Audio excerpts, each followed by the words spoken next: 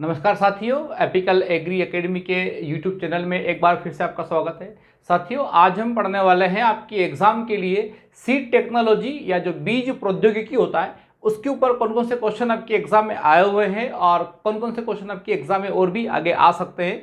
आइए हम बात करेंगे आज के पहले 10 क्वेश्चन जो सीड टेक्नोलॉजी के ऊपर मैंने आपके लिए तैयार किए हैं। दोस्तों, पहला हमारा क्वेश्चन है, foundation seed is also called as. Foundation जो बीज होता है, इस फाउंडेशन सीड को या इसको आधार बीज भी हम लोग कहते हैं। तो आधार बीज या जो फाउंडेशन सीड होता है इसको और किस नाम से पुकारा जाता है? दोस्तों, आपको ध्यान रखना है, फाउंडेशन सीड या आधार बीज को मदर सीड भी कहा जाता है।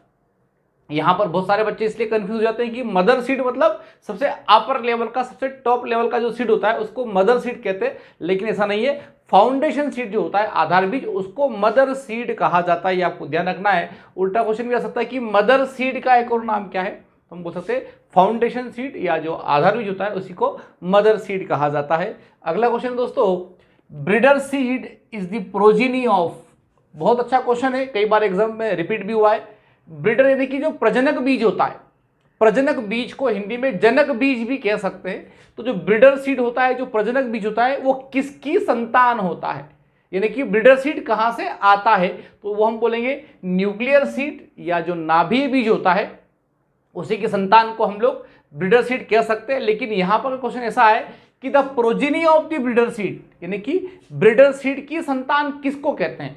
तो प्रोजेनी ऑफ जब आए, प्रोजेनी ऑफ ब्रीडर सीड यानी कि प्रजनक बीज की संतान, तो वो फाउंडेशन सीड होता है। तो यहां पर आपको क्वेश्चन ध्यान रखना है, breeder seed is the progeny of, यानी कि जो ब्रीडर सीड है ये कहां से आया? न्यूक्लियर से आया है। लेकिन the progeny of the breeder seed यानी कि प्रजनक बीज की संतान कौन है? तो फिर फाउंडेशन जो सीड होगा वो उसकी संतान हो जाएगी। तो यहां पर थोड़ा सा ध्यान रखना है कि उन्होंने क्वेश्चन में क्या पूछा हुआ है। अगला क्वेश्चन दोस्तों, standard method for the seed moisture estimation. Seed moisture, seed moisture मतलब बीज के अंदर जो नमी होती है उसका मापन करने के लिए, उसका पता लगाने की सबसे मानक विधि कौन सी है? और यहां पर standard method for seed moisture estimation या बीज में नमी का पता लगाने की मानक विधि का नाम क्या है? ओवन ड्राई मेथड या ओवन शुष्कन जो विधि है ये मानक विधि होती है, ये आपको ध्यान रखना है। अगला क्वेश्चन दोस्तों, test for the genetic purity of the seed. Genetic purity यानी कि आनुवांशिक शुद्धता, और आनुवांशिक शुद्धता का पता लगाने के लिए बीज के लिए कौन सा टेस्ट किया जाता है? किसी भी सीड में, किसी भी बीज के अंदर जेनेटिक प्योरिटी बहुत ही महत्वपूर्ण होती है, और जेनेटिक प्योरिटी या आनुवांशिक शुद्धता का पता लगाने के लिए कौन सा टेस्ट किया जाता है उसका नाम है GOT टेस्ट। और यहां पर GOT यानी कि ग्रो आउट टेस्ट, ये आपको ध्यान रखना दोस्तों। और ग्रो आउट टेस्ट जो होता है GOT टेस्ट, वो सीड की जेनेटिक प्योरिटी या आनुवांशिक शुद्धता का पता लगाने के लिए किया जाता है। अगला क्वेश्चन दोस्तों, sprouting is a common problem of. Sprouting का मतलब क्या होता है? ड्यूरिंग द स्टोरेज, भंडारण के दौरान, खास करके हम बात करें तो ओनियन में और पोटैटो में, यानी कि प्याज में और आलू में, जो ट्यूबर होते हैं, जो बल्ब होते हैं, ट्यूबर किसके होते हैं? पोटैटो, आलू के। बल्ब किसका होता है? ओनियन, प्याज का। उसमें से जर्मिनेशन के लिए उसमें से नई नई पत्तियां निकल आती है, उसको हम लोग बोलते हैं स्प्राउटिंग। तो स्प्राउटिंग की बहुत बड़ी समस्या है, किसमें? प्याज के अंदर और आलू के अंदर, यानी कि ओनियन और पोटैटो में। और ये प्रॉब्लम कब आती है? ड्यूरिंग द स्टोरेज, यानी कि भंडारण के समय आते हैं। और इसीलिए स्प्राउटिंग को रोकने के लिए प्याज और आलू के अंदर एक हार्मोन का इस्तेमाल किया जाता है, होता है MH, और MH का पूरा नाम है मैलिक हाइड्राजाइड। तो यहाँ पर स्प्राउटिंग को रोकने वाला जो हार्मोन है, केमिकल है, वो MH मैलिक हाइड्राजाइड है, और ये प्याज और आलू की बहुत बड़ी समस्या है। अगला क्वेश्चन है दोस्तों, strongest chemical for the dormancy breaking. Dormancy breaking यानी कि सुसुप्त अवस्था, सीड के अंदर जो डोरमेंसी होती है, जो सुसुप्त अवस्था होती है, उसको तोड़ने के लिए सबसे स्ट्रोंगेस्ट केमिकल या प्रभावशाली रसायन का नाम क्या है? अब यहां पर चूंकि केमिकल का नाम पूछा हुआ है, किसी हार्मोन का नाम नहीं पूछा है, तो यहां पर स्ट्रोंगेस्ट केमिकल या सबसे प्रभावशाली जो रसायन है जो बीज की डोरमेंसी को तोड़ता है वो है KNO3 यानी कि पोटेशियम नाइट्रेट। और ये एक प्रकार का फर्टिलाइजर भी है, नाइट्रोजिनस फर्टिलाइजर होता है ये। और KNO3 जो है दोस्तों, वो डोरमेंसी को ब्रेक करने के लिए, सुसुप्त अवस्था को तोड़ने के लिए सबसे प्रभावशाली रसायन होता है। यहां पर कंफ्यूज करने के लिए क्वेश्चन ये भी आ सकता है कि most popular hormone for the dormancy breaking. तो यहां पर आपको कंफ्यूज नहीं होना है। डोरमेंसी ब्रेकिंग के लिए हार्मोन की बात करें, हार्मोन का नाम आएगा GA3, जिब्रेलिक एसिड। और यहाँ पर अगर GA3 ऑप्शन में नहीं है तो आप लोग साइटोकाइनिन भी लगा सकते हैं। तो दो हार्मोन जो कि डोरमेंसी ब्रेकिंग के लिए इस्तेमाल में लाए जाते हैं, एक का नाम होता है GA3 जिब्रेलिक एसिड और उसके बाद में आता है साइटोकाइनिन। लेकिन यहाँ पर अगर हार्मोन की बजाय केमिकल का नाम पूछे या फर्टिलाइजर या उर्वरक का नाम पूछे तो आपको फिर KNO3 या पोटेशियम नाइट्रेट का ध्यान रखना है। अगला क्वेश्चन दोस्तों, synthesis of the alpha amylase is related with. किसी भी सीड में, किसी भी बीज में अल्फा एमाइलेज का बनना, सिंथेसिस का मतलब क्या होता है? निर्माण होना। किसका निर्माण होना? बीज के अंदर अल्फा एमाइलेज का बनना कौन सी क्रिया से संबंधित है? दोस्तों ये डोरमेंसी ब्रेकिंग से संबंधित है या ये जर्मिनेशन से संबंधित है। जब भी किसी बीज में डोरमेंसी ब्रेकिंग हो जाती है और बीज के अंदर जर्मिनेशन होता है, बीज में अंकुरण होता है, बीज उगने की क्रिया में आ जाता है, तब उसके अंदर अल्फा एमाइलेज बनता है और हम कह सकते हैं कि GA3 यानी कि जो जिब्रेलिक एसिड होता है, जो साइटोकाइनिन होता है, उसका इस्तेमाल करने से किसी भी बीज की जो डोरमेंसी टूट जाती है। वो क्यों टूट जाती है? क्योंकि ये जो हार्मोन होते हैं, चाहे वो GA3 हो चाहे वो साइटोकाइनिन हो, इनका इस्तेमाल करने से सीड की मेटाबॉलिक जो एक्टिविटी होती है उसके अंदर अल्फा एमाइलेज का निर्माण होता है और बीज में अगर अल्फा एमाइलेज बनता है यानी कि उसकी डोरमेंसी ब्रेक हो जाती है, सुषुप्त अवस्था भंग हो जाती है और बीज में अंकुरण हो जाता है। तो आपको ध्यान रखना है अल्फा एमाइलेज का बनना यानी कि बीज की सुषुप्त अवस्था का नष्ट हो जाना। अगला क्वेश्चन दोस्तों, yellow golden yellow colour of the tag is given to which seed. वो कौन सा बीज है जिसको सुनहरे पीले रंग का टेग लगाया जाता है? बीज को अलग अलग कैटेगरी के सीड को अलग अलग कलर के टेग लगाए जाते हैं। तो गोल्डन येलो कलर का जो टेग है या जो लेवल है ये कौन से बीज के लिए दिया जाता है? दोस्तों वो ब्रीडर सीड या प्रजनक बीज के लिए दिया जाता है। और वैसे भी आपको याद रखना है कि सबसे अच्छी क्वालिटी का, सबसे ऊंची कैटेगरी का जो बीज है, अगर वो ब्रीडर सीड है तो ब्रीडर सीड जिस प्रकार से सबसे महंगा बीज कहलाता है, उसी प्रकार से यहाँ पर गोल्डन यानी कि जो सोना है वो भी बहुत महंगा है। तो यहाँ पर गोल्डन कलर जो है वो ब्रीडर सीड के लिए इस्तेमाल में लाया जाता है। ये आपकी एग्जाम में कई बार पूछा गया है। अगला क्वेश्चन है गोसिपोल। गोसिपोल एक टॉक्सिक कंपाउंड होता है। Gossypol is the present in the seed of. Gossypol नाम का जो एक जहरीला पदार्थ होता है, एक टॉक्सिक कंपाउंड होता है, ये किसके बीज में पाया जाता है? दोस्तों उसके नाम से स्पष्ट है, गोसिपियम। गोसिपियम जो है वो कॉटन के प्लांट का बोटनिकल नेम होता है, कॉटन का वानस्पतिक नाम होता है। तो यहाँ पर जो गोसिपोल है ये कपास के बीज से संबंधित है। तो यहाँ पर आपको ध्यान रखना है कि गोसिपोल किसके सीड में या किसकी केक, किसकी खली में पाया जाता है? तो गोसिपोल कपास के बीज या कपास की जो खली होती है, कॉटन सीड के, उसके अंदर पाया जाता है और ये एक टॉक्सिक कंपाउंड होता है। दोस्तों इस प्रकार से ये सीड टेक्नोलॉजी के हमारे पहले 10 क्वेश्चन थे। आइए हम बात करेंगे अगले 10 क्वेश्चन। यहाँ पर हमारा जो अगला क्वेश्चन है वो है seed act was implemented in the India.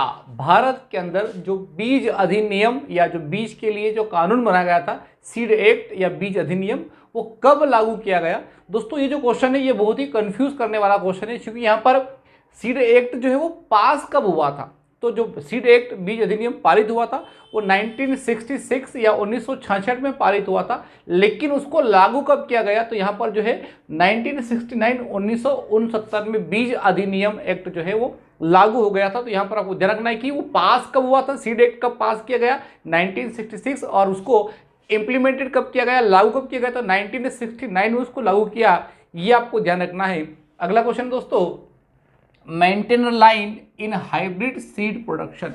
संकर बीज उत्पादन के दौरान जब हम लोग मेंटेनर लाइन की बात करते हैं तो कौन सी लाइन को मेंटेनर लाइन कहते हैं? और ये जो लाइन होती है एक्चुअल में ये मेल फर्टाइल लाइन होती है, जिसमें जो नर पुष्प होते हैं वो उर्वर होते हैं। तो यहाँ पर मेंटेनर लाइन किसको कहा गया है? आपको ध्यान रखना है, जो बी लाइन होती है उसको मेल फर्टाइल लाइन भी कहते हैं हम लोग।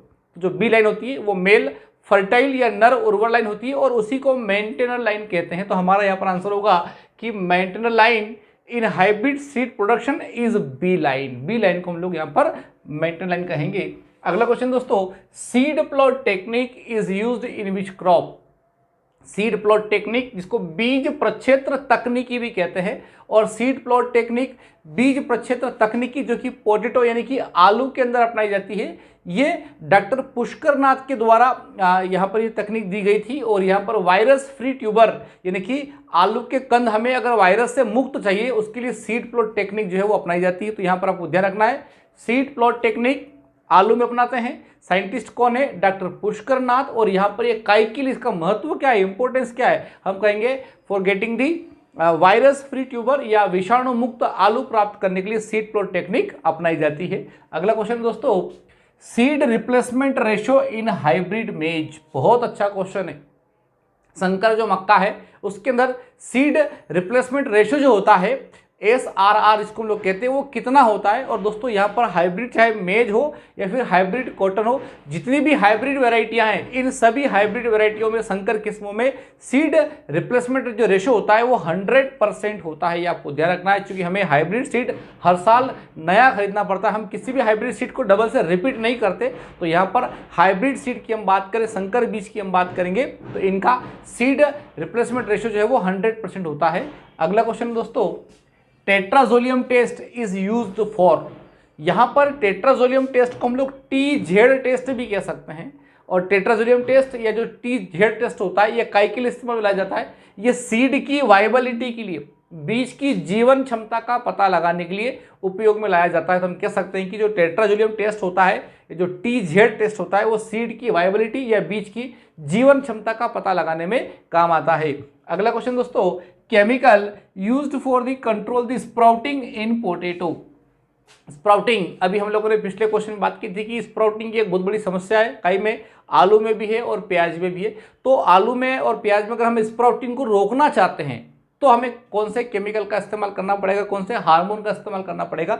तो यहाँ पर chemical use for control the sprouting in potato, तो यहाँ पर स्प्राउटिंग को कंट्रोल करने के लिए मैलिक हाइड्राजाइड या MH इसका इस्तेमाल किया जाता है। और ये स्प्राउटिंग को रोक देता है, चाहे वो पोटैटो हो चाहे वो ओनियन हो। तो आलू और प्याज के अंदर MH या मैलिक हाइड्राजाइड का इस्तेमाल स्प्राउटिंग को रोकने के लिए किया जाता है। अगला क्वेश्चन दोस्तों, chemical used for the seed hardening, बीज में कठोरपन लाने के लिए, सीड में हार्डनेस लाने के लिए कौन सा केमिकल इस्तेमाल में लाया जाता है? तो यहाँ पर हमारा क्वेश्चन है, chemical used for seed hardening या बीज में कठोरपन लाने वाला रसायन कौन सा है? KCl या पोटेशियम क्लोराइड जो होता है, ये सीड हार्डनिंग के लिए इस्तेमाल में लाया जाता है। अगला क्वेश्चन दोस्तों, what is the basic difference between grain and seed? अनाज जो होता है जिसको इसका इस्तेमाल लोग खाने में करते हैं उसके अंदर, और जो सीड है, बीज है, जिसको हम लोग खेत में लगाने में इसका इस्तेमाल करते हैं, इन दोनों में बेसिक डिफरेंस क्या है? देखिए दोस्तों, ग्रेन को हम लोग खा सकते हैं, ठीक है, लेकिन हम लोग सीड को नहीं खा सकते, क्योंकि सीड में क्या होता है, हम लोग केमिकल ट्रीटमेंट कर देते हैं, तो वहां पर सीड जो है वो पॉइजनस हो सकता है, उसमें केमिकल का इस्तेमाल कर रखा है हम लोगों ने। तो सीड कभी भी ग्रेन नहीं बन सकता। ग्रेन जो है वो हम लोग जनरली खाने के उद्देश्य से इस्तेमाल करते हैं। और इन दोनों में बेसिक डिफरेंस की हम बात करें तो हम कह सकते हैं कि जेनेटिक प्योरिटी बहुत इंपॉर्टेंट होती है। ग्रेन या अनाज की जेनेटिक प्योरिटी हमारे लिए इंपॉर्टेंट नहीं होती, हम अनाज की आनुवांशिक शुद्धता नहीं देखते। लेकिन अगर बीज है तो बीज की जेनेटिक प्योरिटी बहुत ही इंपॉर्टेंट होती है, और बीज को जब हम बुवाई के लिए इस्तेमाल करते हैं तो उसकी आनुवांशिक शुद्धता को बहुत देखना जरूरी होता है। तो इन दोनों की हम बात करें तो जेनेटिक प्योरिटी सबसे इंपॉर्टेंट होती है। अगला क्वेश्चन दोस्तों, लूज स्मट डिसीज। देखिए, लूज स्मट डिसीज जो होता है ये व्हीट यानी कि गेहूं की बीमारी है, और ये एक प्रकार की इंटरनली सीड बोर्न डिसीज होती है, आंतरिक बीज जनित बीमारी होती है ये। और ये आपकी एग्जाम में पूछा हुआ है कि जो लूज स्मट होता है ये किस प्रकार की बोर्न डिसीज है। तो आपको ध्यान रखना है कि लूज स्मट जो है, जिसको ढीला कंडवा भी कहते हैं हम लोग, ये आंतरिक बीज जनित या इंटरनली सीड बोर्न डिसीज कहलाती है। इसका एग्जाम्पल आपकी एग्जाम में एक बार पूछा हुआ है, ये आपको ध्यान रखना है। अगला क्वेश्चन दोस्तों, gene responsible for BT toxin. BT toxin के लिए कौन सा जीन जिम्मेदार है? हम लोगों ने जितनी भी बीटी फसलें पढ़ी, खास करके बीटी कॉटन की हम बात करें या बीटी मेज की हम बात करें, बीटी क्रॉप के अंदर टॉक्सिन कंपाउंड को उत्पन्न करने के लिए जो टॉक्सिन प्रोटीन होती है उसको उत्पन्न करने वाले जीन का नाम क्या है? तो जो क्राइजीन होता है, CRY क्राइजीन, ये बीटी टॉक्सिन के लिए रिस्पॉन्सिबल जीन होता है। और बीटी कॉटन में Cry1AC जो जीन है उसका इस्तेमाल किया गया है। और ये आपको ध्यान रखना दोस्तों कि जितनी भी बीटी फसलें हैं इनमें जो टॉक्सिन उत्पन्न होता है वो क्राई जीन की वजह से होता है, और Cry1AC जो जीन है ये बीटी कॉटन में इस्तेमाल में लाया गया है। दोस्तों इस प्रकार से ये हम लोगों ने अभी 20 क्वेश्चन ऐसे पढ़ लिए हैं जो सीड टेक्नोलॉजी के लिए बड़े महत्वपूर्ण होते हैं। आइए हम बात करेंगे अगले 10 क्वेश्चन के बारे में जो कि आपकी एग्जाम के लिए बहुत ही महत्वपूर्ण हो सकते हैं। साथियों यहाँ पर जो अगला क्वेश्चन है हमारा वो है minimum germination in groundnut according to seed certification standard, यानी कि जो बीज प्रमाणीकरण जो संस्था होती है उसके मानक के हिसाब से मूंगफली में कम से कम अंकुरण का प्रतिशत कितना होना चाहिए, और यहाँ पर सीड सर्टिफिकेशन का जो स्टैंडर्ड है उसके अकॉर्डिंग बात कर रखी है यहाँ पर। तो आपको ध्यान रखना दोस्तों, मूंगफली के अंदर कम से कम अंकुरण का जो प्रतिशत होता है वो 70% होना चाहिए। ये यहाँ पर हमारा आंसर होना चाहिए। अगला क्वेश्चन दोस्तों, mode of the pollination in मेज, इन मक्का की जो फसल है हमारी उसमें किस प्रकार का परागण होता है, और यहाँ पर मक्का के अंदर परागण का जो प्रकार है वो क्रॉस पॉलिनेशन या पर परागण होता है। और अगर ऐसा पूछा जाए कि मक्का में पर परागण का कारण क्या है, तो हम बोल सकते हैं कि प्रोटोएंड्री जो कंडीशन है, और प्रोटोएंड्री जो कंडीशन है जिसके अंदर नर पुष्प पहले परिपक्व हो जाता है उसको हम लोगों ने डाइकोगेमी भी कहा है। और डाइकोगेमी दो प्रकार की होती है, प्रोटोएंड्री और प्रोटोगाइनिक। तो मक्का के अंदर पर परागण का जो कारण है वो प्रोटोएंड्री कंडीशन है, और मक्का एक पर परागित फसल है। अगला क्वेश्चन है दोस्तों, maximum moisture content for safe storage in wheat, गेहूं का अगर हमें व्हीट यानी कि गेहूं और गेहूं का सुरक्षित हमें भंडारण करके रखना है ताकि गेहूं में किसी प्रकार का कीट ना लगे, फंगस ना लगे, तो सुरक्षित भंडारण के लिए गेहूं के अंदर कितनी नमी होना चाहिए, मिनिमम जो है मैक्सिमम जो मॉइस्चर परसेंटेज है वो स्टोरेज के टाइम पे कितना हो सकता है। तो गेहूं के अंदर अधिकतम जो नमी दोस्तों वो 12% हो सकती है। 12% से अगर ज़्यादा नमी है गेहूं के अंदर तो फिर स्टोरेज के दौरान प्रॉब्लम आ सकती है, उसके अंदर कीट या फिर फंगस लगने का डर रहेगा। तो सुरक्षित नमी हम देखें अनाज के अंदर, गेहूं के अंदर भंडारण के समय तो 10 से 12% के बीच में होना चाहिए, 12 से ज़्यादा नहीं होना चाहिए। अगला क्वेश्चन है, the basic input for agriculture, कृषि में खेतीबाड़ी की हम बात करें तो फसल लगाने के दौरान, कृषि के दौरान हमारा जो मूलभूत हमारी जो लागत है, बेसिक इनपुट है वो क्या है, तो हम कह सकते हैं कि जो सीड होता है, जो बीज होता है उसको बेसिक इनपुट ऑफ एग्रीकल्चर कहा गया है। और ये आपकी एग्जाम में पूछा हुआ है कि एग्रीकल्चर में बेसिक इनपुट क्या होता है, तो सीड को हम कह सकते हैं बेसिक इनपुट। अगला क्वेश्चन दोस्तों, germination is inhibited by which light, किस प्रकार के कलर के प्रकाश से हम लोग बीजों के अंदर अंकुरण को रोक सकते हैं। और यहाँ पर इंफ्रारेड जो लाइट है दोस्तों उससे हम लोग अंकुरण को रोक सकते हैं। तो यहाँ पर इंफ्रारेड लाइट जो है वो सीड के जर्मिनेशन को इनहिबिट कर देता है, ये आपको ध्यान रखना है।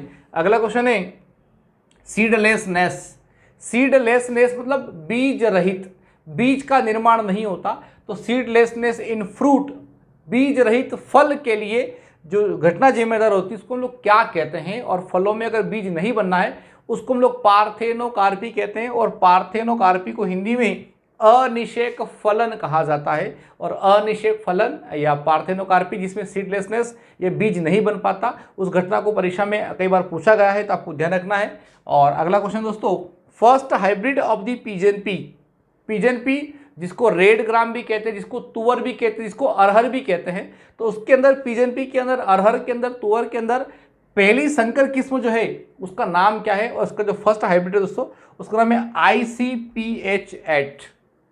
और ये जो ICPH8 किस्म है अरहर की, जो संकर किस्म है दोस्तों, ये इक्रिसेट हैदराबाद से निकाली गई है। तो इक्रिसेट हैदराबाद जो कि भारत के अंदर एकमात्र अंतर्राष्ट्रीय संस्थान होता है, वहां से ये अरहर या पिजन पी या रेड ग्राम की फर्स्ट हाइब्रिड वैरायटी रिलीज की गई है, और उसका नाम क्या है, ICPH8। अगला क्वेश्चन दोस्तों, BOAA, ये जो BOA एक टॉक्सिक कंपाउंड होता है, ये कौन सी फसल में पाया जाता है, या हम उल्टा क्वेश्चन कह सकते हैं कि जो न्यूरोटॉक्सिन होता है एक प्रकार का, जो कि लेथाइरस यानी कि जंगली मटर में पाया जाता है। तो जंगली मटर लेथाइरस, जिसका नाम है, इसको खेसारी भी कहते हैं, उस खेसारी में, जंगली मटर में, लेथाइरस के अंदर न्यूरोटॉक्सिन प्रकार का जो एक टॉक्सिक कंपाउंड होता है सॉरी, वो उसका नाम क्या है, तो वो BOAA। और एग्जाम में इसके नाम से पूछा हुआ है कि BOA नाम का जो टॉक्सिक कंपाउंड होता है ये कौन सी फसल में, कौन सी पौधे के अंदर पाया जाता है, कौन से खरपतवार से प्राप्त होता है। तो आपको ध्यान रखना है कि जो जंगली मटर होता है, वाइल्ड पी जिसको खेसारी भी कहते हैं, लेथारिस भी कहते हैं, उसमें होता है, और इसको न्यूरोटॉक्सिन कहा जाता है। ये गठिया रोग के लिए जिम्मेदार होता है। अगला क्वेश्चन दोस्तों, दो क्वेश्चन है और दोनों ही बहुत ही महत्वपूर्ण क्वेश्चन है, दोनों की डेफिनेशन, परिभाषा भी हमें समझना है, एग्जाम्पल वैसे भी हमें याद हो जाएंगे। देखिए, एक नाम है example of the Orthodox seed, और अगला क्वेश्चन है example of the recalcitrant seed. दोस्तों पहले भी समझे कि ऑर्थोडॉक्स सीड का मतलब होता क्या है और रिकैल्सिट्रेंट सीड का मतलब क्या होता है। देखिए, हम बात करें ऑर्थोडॉक्स सीड की, ऑर्थोडॉक्स सीड का मतलब ये होता है कि वे बीज जिनको कम नमी पर भी हम लोग कई लंबे समय तक भंडारित कर सकते हैं। Seed which can storage at low moisture content for many years. कई सालों तक भी अगर हम लंबे समय तक कम नमी पर भी उसको अगर भंडारित करेंगे तो उनकी वाइबिलिटी, उनकी जीवन क्षमता खत्म नहीं होती है और वो उन बीजों को हम लंबे समय तक भंडारित करके रख सकते हैं। उनको बोलते हैं ऑर्थोडॉक्स सीड। रिकैल्सिट्रेंट सीड का मतलब क्या होता है? वे बीज जिनको कम नमी प्रतिशत पर अगर हम भंडारित करके रखेंगे, लो मॉइस्चर कंटेंट पे अगर स्टोरेज करेंगे तो उनकी वाइबिलिटी समाप्त हो जाती है। या ऐसा कह सकते हैं कि ऐसे बीज जिनको फलों से या जिनको प्राप्त करने के बाद, हार्वेस्टिंग के बाद उनको इमीडिएटली हमें वापस लगाना पड़ता है। अगर हम उसको स्टोरेज करके लंबे समय तक रखेंगे तो वो बीज खराब हो जाएंगे, उनको हम बोलेंगे रिकैल्सिट्रेंट सीड। दोस्तों यहाँ पर जो सीरियल क्रॉप है, जो पल्सेस क्रॉप है हमारी, इनके बीज को हम एग्जाम्पल के तौर पर बात करें तो गेहूं का बीज, मक्का का बीज, ज्वार का बीज, बाजरा का बीज, ये जो हमारी पल्सेस क्रॉप है, चने की हम बात कर ले, मूंग या उड़द की हम बात कर ले, तो इनके सीड को हम लोग लो मॉइस्चर पे, यानी कि 10 से 12% जो मॉइस्चर होता है वहां तक स्टोरेज कर लेते हैं और कई सालों तक बीज पड़ा रहता है, बीज खराब नहीं होता, बीज की वाइबिलिटी बनी रहती है। तो ऐसे बीज जिनको कम नमी पर हम लोग कई साल तक भंडारित कर सकते हैं, कम नमी पर भी वो खराब नहीं होते, उनको ऑर्थोडॉक्स सीड कहते हैं। अनाज वाली फसलें, दाल वाली फसलें हमारा उदाहरण है। और ऐसे बीज जिनको निकालने के पश्चात इमीडिएटली हमें बुवाई करना पड़ती है। फॉर एग्जांपल हम बात करें मैंगो सीड की, आम के बीज की हम बात करें, आम के बीज की जीवन क्षमता जो होती है, वाइबिलिटी, वो 30 डेज, 30 दिन तक ही होती है। यानी कि आम के बीज को फल से निकालने के 30 दिन के अंदर ही हमें उसको वापस बुवाई कर देना है। जैक फ्रूट की हम बात करें, कटहल की हम बात करें, सिट्रस की बात करें, नींबू की बात करें, तो इनके बीजों को फलों से एक्सट्रैक्ट करने के बाद तुरंत इमीडिएटली बोना पड़ता है। अगर इनके बीजों को हम लोग स्टोरेज करेंगे लो मॉइस्चर पे तो ये बीज खराब हो जाएंगे, उनको रिकैल्सिट्रेंट सीड कहते हैं। तो यहाँ पर ऑर्थोडॉक्स और रिकैल्सिट्रेंट दोनों सीड की डेफिनेशन भी आपकी एग्जाम में पूछी हुई है और उनके एग्जाम्पल भी आपके यहाँ पर पूछे हुए हैं। दोस्तों इस प्रकार से ये सीड टेक्नोलॉजी के हम लोगों ने 30 क्वेश्चन को कवर कर लिए हैं। आइए हम बात करेंगे अगले 10 क्वेश्चन के बारे में।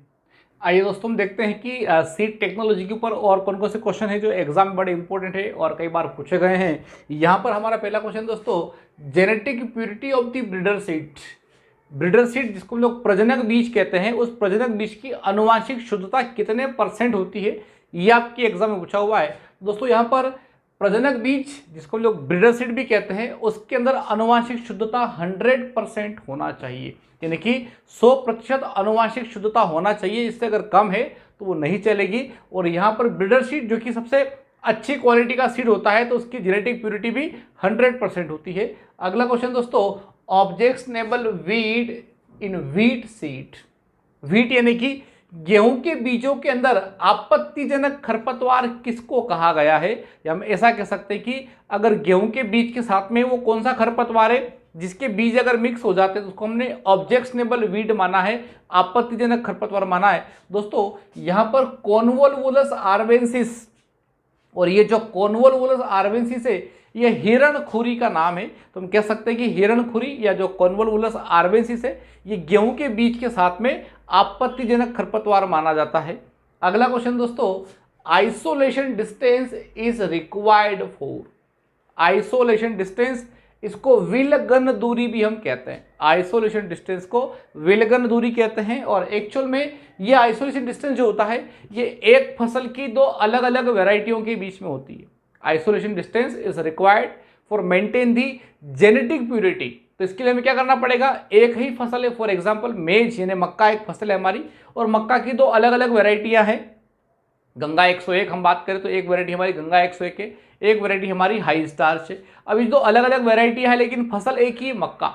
तो इनमें एक वैरायटी गंगा 101 के जो पोलन ग्रेन है, जो पराग कण है, अगर वो हाई स्टार्च वैरायटी के वहाँ चले जाते हैं और वहाँ पर परागण की क्रिया हो जाती है, तो चूंकि अलग अलग वैरायटियां हैं और इनके परागकण अगर यहाँ से वहाँ चले जाते हैं तो आनुवांशिक शुद्धता या जेनेटिक प्योरिटी जो होती है ये गड़बड़ हो जाती है। तो हमें यहाँ पर आइसोलेशन डिस्टेंस जो है, इसके ऊपर आपकी एग्जाम में क्वेश्चन बनता है कि आइसोलेशन डिस्टेंस कहाँ रखा जाता है एक ही फसल की दो अलग अलग वैरायटियों के बीच में, between two different varieties of the same crop. दूसरी बात है आइसोलेशन डिस्टेंस जो है वो इसको रखने का फायदा क्या है, हम कहेंगे to maintain the genetic purity या आनुवांशिक शुद्धता को बनाए रखने के लिए आइसोलेशन डिस्टेंस रखा जाता है। और जो क्रॉस पोलिनेटेड क्रॉप है हमारी, पर परागण वाली फसलें हैं। फॉर एग्जांपल कोल क्रॉप की हम बात करें, गोभी वर्गीय की हम बात करें, फूल गोभी पत्ता गोभी की हम बात करें, या फिर हम लोग बात करें मेज जिन्हें की मक्का की हम बात करें, या फिर पर्ल मिलेट हम बाजरा की हम बात कर ले, ओनियन प्याज की हम बात करें, ये जो हमारी पर परागित फसलें हैं इनके लिए आइसोलेशन डिस्टेंस ज़्यादा रखा जाता है।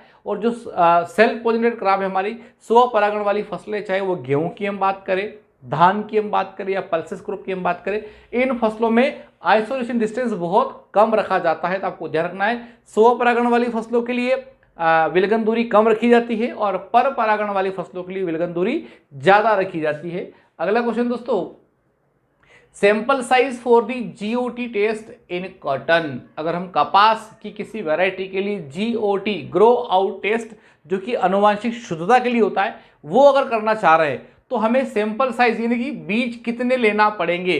तो स्टैंडर्ड जो सैंपल साइज है दोस्तों जीओटी टेस्ट के लिए, चाहे यहाँ पर कॉटन की बात करें या फिर मेज मक्का की भी हम बात करेंगे, तो 1000 ग्राम 1000 ग्राम बीज हमें यहाँ पर चाहिएंगे। ये यहाँ पर आइडियल सैंपल साइज होती है जीओटी टेस्ट के लिए। और आपकी एग्जाम में आ सकता है कि कॉटन की किसी वैरायटी का अगर जीओटी टेस्ट करना है, ग्रो आउट टेस्ट करना है, तो कितना सैंपल हमें लेना पड़ेगा, 1000 ग्राम सैंपल का साइज होना चाहिए। अगला क्वेश्चन दोस्तों, SRR for the groundnut. SRR का फुल फॉर्म क्या होता है, सीड रिप्लेसमेंट रेशो।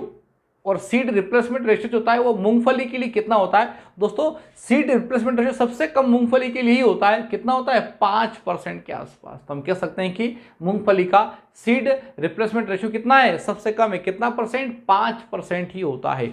अगला क्वेश्चन है TZ टेस्ट। हम लोगों ने अभी पिछले क्वेश्चन में पढ़ा था TZ टेस्ट को टेट्राजोलियम टेस्ट हम कह सकते हैं और ये बीज की जीवन क्षमता के लिए होता है। लेकिन यहाँ क्वेश्चन है TZ test is also known as, इस TZ टेस्ट को हम और क्या कह सकते हैं, इसको दोस्तों यहाँ पर बायोकेमिकल टेस्ट भी कहा गया है। या ऐसा क्वेश्चन आ सकता है कि सीड के अंदर, बीज के अंदर कौन से टेस्ट को हम लोग बायोकेमिकल टेस्ट कहते हैं, जैव रासायनिक टेस्ट किसको कहते हैं। हम कह सकते हैं कि टेट्राजोलियम टेस्ट जो होता है, जो कि वाइबिलिटी या जीवन क्षमता के लिए होता है, उसी को बायोकेमिकल टेस्ट भी कहा जाता है। अगला क्वेश्चन दोस्तों, order of the seed treatment. हमें बुआई के पहले हम लोग बीज उपचार करते हैं, सीड ट्रीटमेंट करते हैं, उसमें हम लोग अलग अलग केमिकल का इस्तेमाल करते हैं। हमारे सीड ट्रीटमेंट के लिए हम लोग इंसेक्टिसाइड का इस्तेमाल भी कर सकते हैं, फंगीसाइड का भी इस्तेमाल कर सकते हैं। अगर हम लोग पल्सेस की बात करें, दाल वाली फसलों की हम बात करें, तो वहाँ पर राइजोबियम बैक्टीरिया का इस्तेमाल भी हम कर सकते हैं। तो जब बीज के बुआई के पहले सीड ट्रीटमेंट किया जाता है तो कौन कौन से केमिकल का ऑर्डर क्या रखा जाता है, ताकि एक दूसरे के लिए वो बेनिफिशियल रहे, किसी केमिकल की वजह से दूसरा जो ट्रीटमेंट हमारा है वो प्रभावित नहीं होना चाहिए। तो दोस्तों यहाँ पर सीड ट्रीटमेंट का जो ऑर्डर है वो होता है FIR। यहाँ पर FIR का मतलब क्या होता है, सीड ट्रीटमेंट में सबसे पहले हम ट्रीटमेंट करेंगे फंगीसाइड का। F का मतलब फंगीसाइड, कवकनाशी। तो सबसे पहले हमें ट्रीटमेंट क्या करना है, फंगीसाइड का करना पड़ेगा। उसके बाद हम करेंगे इंसेक्टिसाइड का यानी कि कीटनाशी का, और उसके बाद हम बात करेंगे राइजोबियम का। चूंकि सबसे लास्ट में हमने किसको रखा है, राइजोबियम को रखा है, तो राइजोबियम के ऊपर अब कोई दूसरा केमिकल नहीं डाल रहे हम लोग। तो राइजोबियम क्या है, एक प्रकार का बैक्टीरिया है। तो इस ऑर्डर को फॉलो करने में क्या है, राइजोबियम बैक्टीरिया हमारा डिस्टर्ब नहीं होगा, उसकी एक्टिविटी किसी प्रकार से कम नहीं होगी। अगर हम लोगों ने ये सीक्वेंस फॉलो नहीं किया और राइजोबियम बैक्टीरिया के ऊपर कोई और केमिकल का इस्तेमाल कर लेते हैं, तो राइजोबियम बैक्टीरिया जो है वो खुद ही एक लिविंग ऑर्गेनिज्म में, जीवित प्राणी है, और केमिकल की वजह से वो नष्ट हो सकता है, उसकी एक्टिविटी कम हो जाती है। तो सीड ट्रीटमेंट का ऑर्डर बहुत ही महत्वपूर्ण होता है दोस्तों। और यहाँ पर आपको ध्यान रखना है कि करेक्ट ऑर्डर क्या होना चाहिए सीड ट्रीटमेंट का, तो FIR फंगीसाइड, इंसेक्टिसाइड और राइजोबियम बैक्टीरिया, ये ऑर्डर आपको ध्यान रखना है। अगला क्वेश्चन दोस्तों, स्केरिफिकेशन इज ए प्रोसेस ऑफ। स्केरिफिकेशन है क्या, व्हाट यू मीन बाय स्केरिफिकेशन। दोस्तों जब हम लोग किसी सीड का, सीड कोड बहुत ही ज़्यादा हार्ड होता है, बीज का बीज आवरण बहुत ही ज़्यादा कठोर होता है, हार्ड होता है, और उसे हम लोग सॉफ्टनिंग के लिए, उसको मुलायम करने के लिए लो टेम्परेचर की हम बात करें, हॉट वाटर की हम बात करें, या फिर उसको किसी सरफेस से रब कर रहे हैं, रगड़ रहे हैं, ऐसी कोई क्रिया कर रहे हैं ताकि इजीली उसका जो सीड कोट है, बीज का जो आवरण है वो सॉफ्ट हो जाए, मुलायम हो जाए, उसके अंदर पानी आसानी से प्रवेश कर जाए। उसके सीड कोट के, हार्ड सीड कोट को हम लोग ब्रेक करना चाहते हैं, कठोर आवरण को तोड़ना चाहते हैं ताकि उसके अंदर पानी आसानी से प्रवेश कर जाए और जर्मिनेशन हो जाए। तो सीड डोरमेंसी को जब ब्रेक करना होता है, डोरमेंसी को खत्म करना होता है, तो फिर बीज के कठोर आवरण को सीड हार्ड सीड कोट को हम लोग जब तोड़ते हैं, कमजोर कर देते हैं, उस क्रिया का नाम है स्केरिफिकेशन। और आपको ध्यान रखना दोस्तों, जिन बीजों का सीड कोट बहुत ही हार्ड होता है उनको पत्थर से भी रगड़ करके, जूतों से भी रगड़ करके, आप कोरिएंडर की बात करें, धनिया की हम बात करें, धनिया लगाने के पहले बहुत सारे फार्मर पक्के फर्श के ऊपर सीड को रख करके अपने शू से, अपने जूतों से उसको इस प्रकार से रब करते हैं कि उसका बीज जो होता है वो टूट जाता है। और यहाँ पर सीड कोट अगर ब्रेक हो जाता है, हार्ड सीड कोट जो है कठोर आवरण अगर वो टूट जाता है तो पानी बहुत ही आसानी से प्रवेश कर जाता है और डोरमेंसी खत्म हो जाती है। तो हम कह सकते हैं scarification is a process of the dormancy breaking, या सुप्त अवस्था को तोड़ने की एक पद्धति है जिसके अंदर हम लोग कठोर बीज आवरण को मुलायम कर देते हैं। अगला क्वेश्चन दोस्तों, impurity of the seed sample are called, किसी भी बीज के नमूने में अगर अशुद्धता है तो उसको क्या कहा जाता है दोस्तों? बीज के साथ में पाई जाने वाली अशुद्धियों को या impurities of the seeds are known as dockage. तो बीज की अशुद्धियों को डोकेज कहा जाता है, ये आपको ध्यान रखना है दोस्तों। एग्जाम में ऐसा क्वेश्चन आ सकता है कि डोकेज का मतलब क्या होता है? हम कह सकते हैं the impurities present in the seed, या बीज में पाई जाने वाली अशुद्धियां। अगला क्वेश्चन दोस्तों, the real value of the seed, ये जो फार्मूला है ये आपकी एग्जाम में बहुत बार पूछा गया है, बहुत अच्छा क्वेश्चन है दोस्तों। ये बीज की वास्तविक मूल्य बीज का क्या होता है, उसका फार्मूला क्या होता है? Real value of the seed, देखिए दोस्तों, प्योरिटी परसेंटेज यानी कि शुद्धता का प्रतिशत गुणित अंकुरण प्रतिशत, जर्मिनेशन परसेंटेज। तो हम कह सकते हैं purity percentage into germination percentage upon 100। तो किसी भी बीज का जो अंकुरण प्रतिशत होता है वो प्लस जो शुद्धता प्रतिशत होता है वो हमें अगर पता है तो हम लोग किसी भी बीज का रियल वैल्यू निकाल सकते हैं। फॉर एग्जांपल हम बात करें किसी सीड का प्योरिटी परसेंटेज की हम बात करें दोस्तों, वो अगर किसी सीड में मान लीजिए 70% है, प्योरिटी परसेंट कितना है? 70 है, उसमें उसका जर्मिनेशन जो है वो कितना है? मान लीजिए जर्मिनेशन जो है वो उसका 80% है, ठीक है। तो प्योरिटी कितनी हो गई? 70%। ये मैं एग्जांपल दे रहा हूं, डाटा चेंज भी हो सकता है। तो प्योरिटी कितनी हो गई है? बीज की शुद्धता कितनी है? 70%। अंकुरण कितना है? 80% अपॉन 100।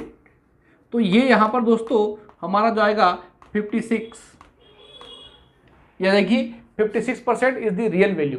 तो ये बीज की रियल वैल्यू निकालने का ये तरीका है, आपको एग्जाम में कई बार पूछा गया है दोस्तों। इस प्रकार से ये आज के हमारे 40 क्वेश्चन हो गए। आइए हम बात करेंगे आज के अंतिम टेक्नोलॉजी की हम बात कर रहे हैं, और इसके पहले कि मैं आज के 10 क्वेश्चन जो हैं उन पर डिस्कस करूं, मैं आपको बताना चाह रहा हूं कि अगला जो हमारा वीडियो रहेगा, यानी कि नेक्स्ट जो हमारा लेक्चर रहेगा वो प्लांट पैथोलॉजी या प्लांट डिसीज के को लेकर के मैं बनाने वाला हूं। तो नेक्स्ट यानी कि कल का जो हमारा वीडियो लेक्चर आने वाला है वो प्लांट डिसीज या पादप रोग विज्ञान के ऊपर रहेगा दोस्तों।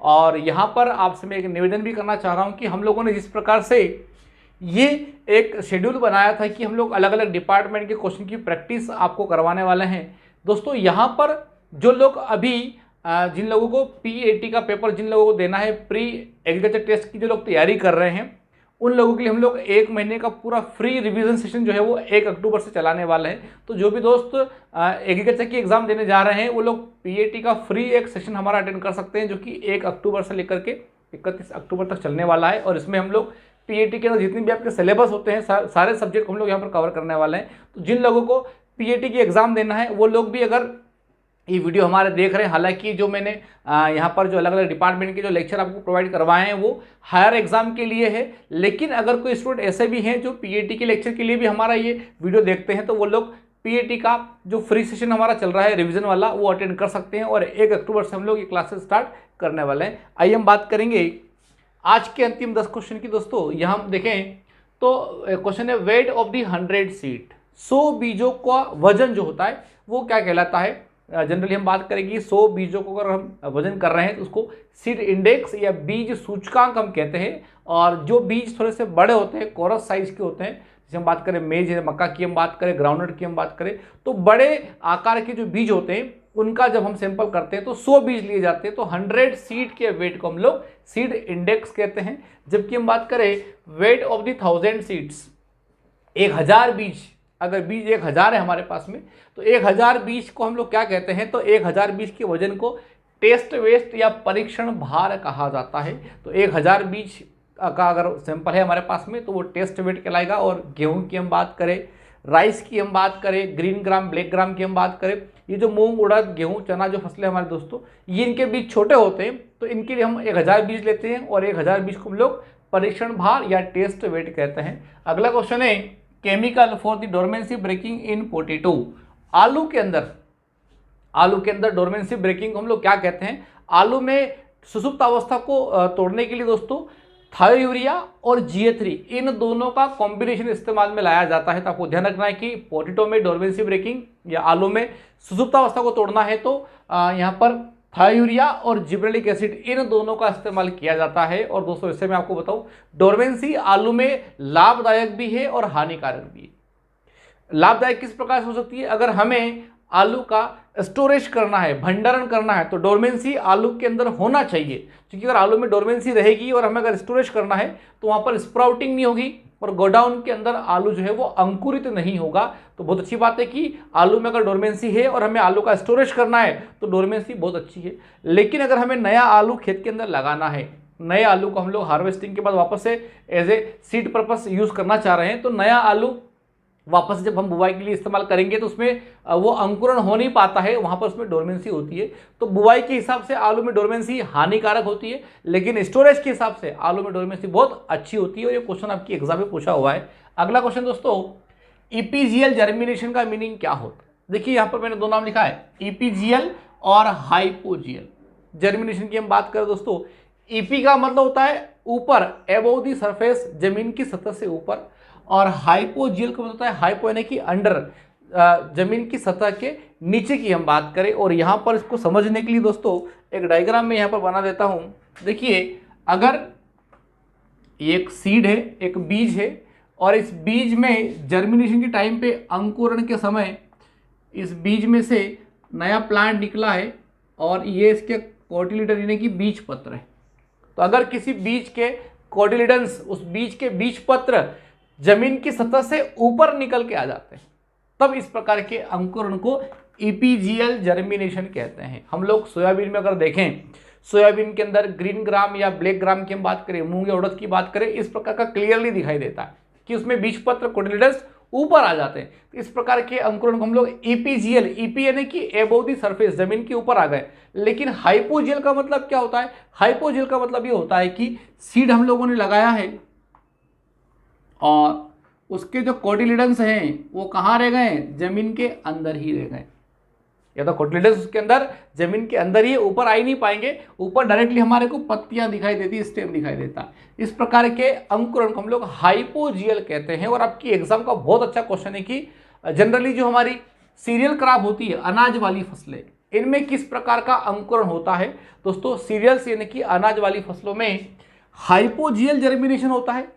इसको अधोभूमिक अंकुरण भी कहते हैं। हाइपोजीएल को अधोभूमिक कहते हैं। जबकि जो पल्सेस दाल वाली फसलें हैं, हालांकि सभी दाल वाली फसलों में ऐसा नहीं होता है, लेकिन मैक्सिमम हमारी जो दाल वाली फसलें हैं उसके अंदर ईपीजीएल जर्मिनेशन होता है। इनके कोटिलीडन्स, इनके बीज पत्र जमीन के ऊपर साफ दिखाई देते हैं।